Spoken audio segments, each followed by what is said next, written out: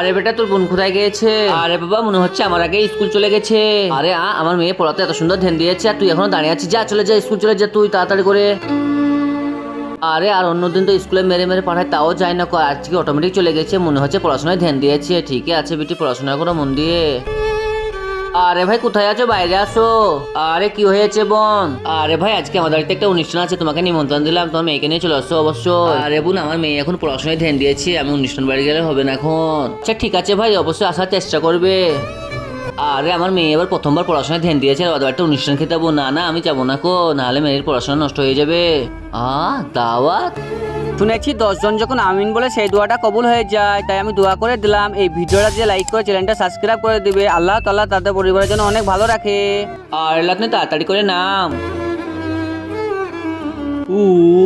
চল আপনি চল। আরে বাবা আজকে তো বোন স্কুল যাইনি কো। ও স্কুল যায়নি তাহলে কোথায় গেছে? আরে চল আপনি, অর্ধেক খাবো আর অর্ধেক কেরিতে ভরে নিয়ে আসবো। আরে হ্যাঁ হ্যাঁ দাদি চলো। আরে দাদি চলে এসেছো, অনেক লেট করে ফেলেছো, তাড়াতাড়ি যাও দিয়ে খাবারটা খেয়ে নাও।